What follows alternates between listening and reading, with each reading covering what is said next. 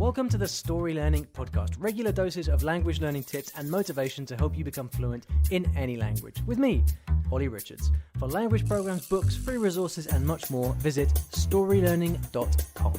Hello and welcome back. Thank you so much for listening. Now, this is going to be a slightly different episode today because I want to try and do something that gives you a bit of motivation for 2016 because, I'm not a huge fan of making these big New Year's resolutions, but I don't know, recently I've started to change my mind a little bit and I've started to think that maybe with the right approach, we can make some kind of New Year's resolutions that really have a massive impact on our language learning. So I'm going to talk a little bit about that today and try and get us all set up for 2016 so we can start it with a bang. Now, 2016, I've got a question for you. What is going to stop 2016 being just like 2015? Now, you may have, I don't know what kind of year you've had in your language learning. Maybe it was a great year, maybe it wasn't quite so good. But either way, I think, certainly for me in my life, I always want to aim to do better. I want every year to be better. I want every year to be, I want to learn more every year, not just about languages, but in about everything. And 2015 for me has been by far the biggest year in my life. So many things have happened. And it's made me realize that, there's so much that we can do if we really put our minds to it. And think to ourselves, right, I want to achieve this. I want to do this. And so it's got me thinking, why not set some huge goals and see what happens? Because if we aim low, or if we have a kind of regular aim or a regular goal for a year, we may or may not achieve it. But the best that can happen is that we achieve that regular goal, right? Now, if you set a huge goal, a goal that for you will be out of this world, a goal that would, makes you really excited, that makes you think you could never achieve in a million years. But if you aim high, if you aim for that goal, then something very, very special just might happen, Maybe you won't reach it, that's cool. But I've found in my own life that by aiming really, really high and aiming for some really crazy goals, I've got a friend who was telling me about a book he was reading recently where these are called BHAGs, B-H-A-G, which are big, hairy, audacious goals. And, something very special happens when you start to aim higher than you ever thought possible. So I'm going to give you a few ideas for what these could be in your own language learning during this episode. But first of all, I wanted to share my own goal.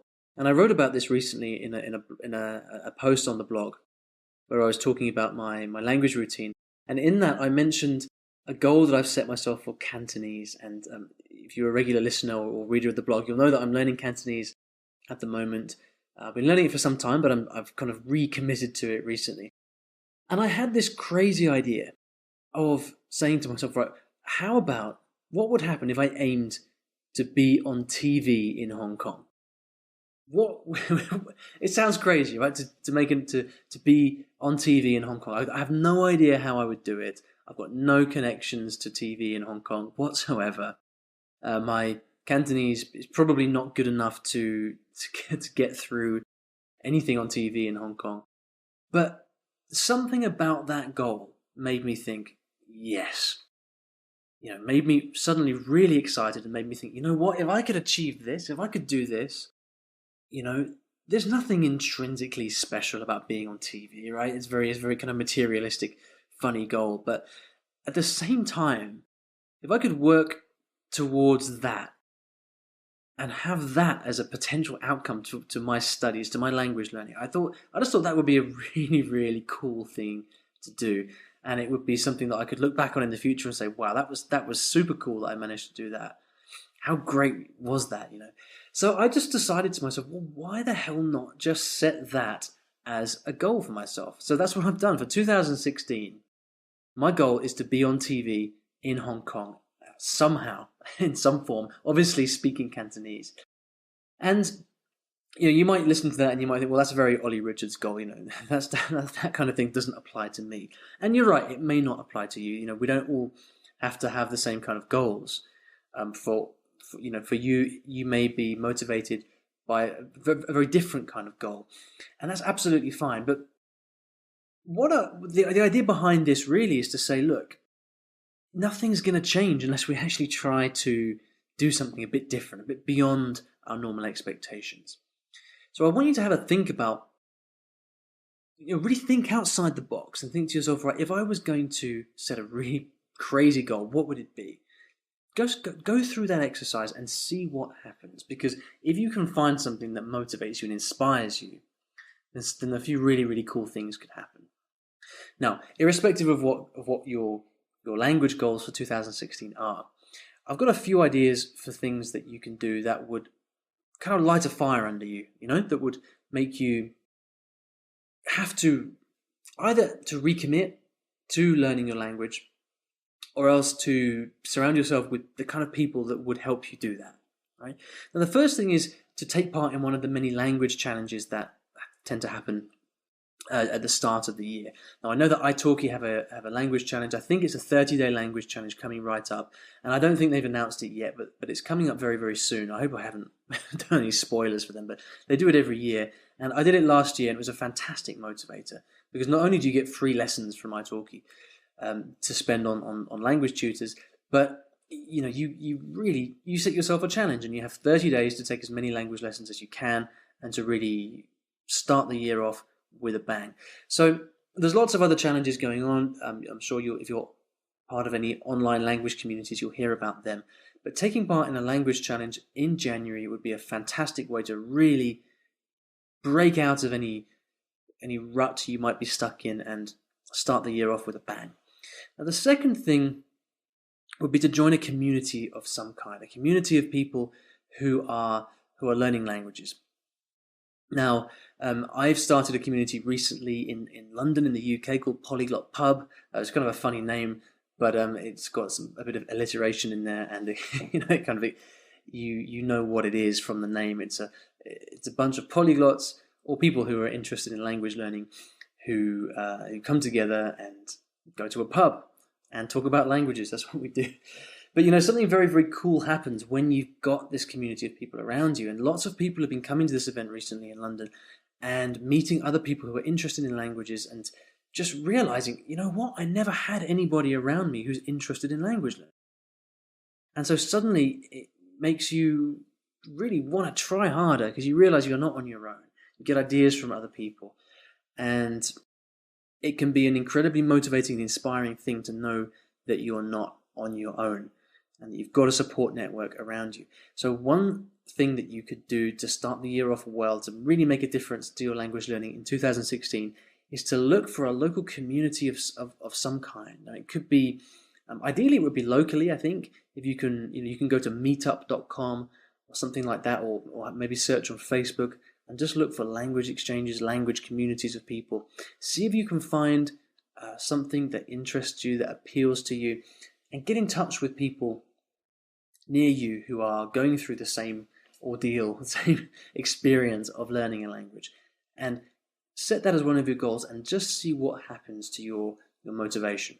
And the third thing that I would say would be to attend a language event of some kind.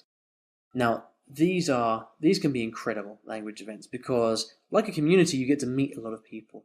But in an event, typically you have talks, you have workshops, things like this, and you can really get some incredible ideas from people. Now, there are all kinds of language events going on, especially in Europe. If you live, you don't have to live in Europe, but we have a fantastic event in Berlin called the Polyglot Gathering that runs every April time. There's also the Polyglot Conference that this year is going to be in Thessaloniki in Greece. We run polyglot workshops. We call them polyglot workshops. They're for everybody, whoever's learning a language, at different places around the world. And why not, for 2016, set yourself the goal of attending a language event, an event of some kind that's run by language enthusiasts, people who maybe work with languages. Attend just one of these events. Come and meet some people. Go and listen to some talks and just see what happens. All right. Now, if you'd like any information about all of this stuff, I tend to always mention these things when they're coming up on my email list. So if you're not on the email list yet, then please come and sign up, because there's lots of cool stuff going on, and you get to hear about a lot of events that are happening. So if you'd like to sign up, then just head over to iwillteachyoualanguage.com, and there'll be plenty of kind of email boxes all around the site where you can sign up. and I'll let you know about these events that are coming up. So just to summarize then, these 3 things that you can do 3 goals that you can set yourself for 2016 to really make it a successful year of language learning. Number 1, join one of the New Year language challenges that are going to be happening very, very soon in January. Number 2, get yourself into a community of people of some kind in your local area who are learning languages. And then number 3, make it a goal to attend one language event in 2016. If you just pick one of these and commit to doing it, then I guarantee you're going to see results. You're going to find motivation and passion from places that you didn't know existed. All right, so I hope that's helpful. I'm going to be doing all of these things myself. I'm going to be doing the italki New Year's challenge. I'm going to be obviously hosting my own community events and attending conferences in Berlin as well and in Greece this year. So I hope to see you at one of these events. Your homework then for this episode and for the end of 2015 is first of all to commit to doing one of these things that I've mentioned in today's episode, and then secondly to head over and join the email list if you're not already a part, so that you can hear about all these events when they come up. So I hope you have a fantastic end of year. Thank you so much for listening to the podcast all the way through 2015. It's been so much fun doing it. I really appreciate your questions. Please keep sending your questions in. You guys who are listening really make the show, and without you guys listening, I wouldn't make the podcast. I wouldn't have any inspiration to do it. So thank you. I appreciate you. Have a fantastic end to the year, and let's have a fantastic 2016. Thanks for listening to today's episode. And here at Story Learning, everything that I do is powered by stories, whether that's writing books, teaching lessons, crafting courses.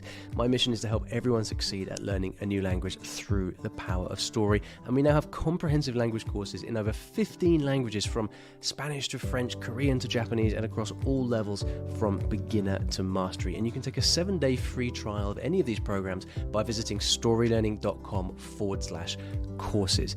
I've poured my heart and soul into creating these courses over the last 10 or so years, and we've helped tens of thousands of new students achieve their dreams of learning a new language, all through the power of story. So go ahead and take a free trial. There's no commitment. You can try out our method for free, see if this can also be the breakthrough for you that it's been for so many other people. storylearning.com/courses.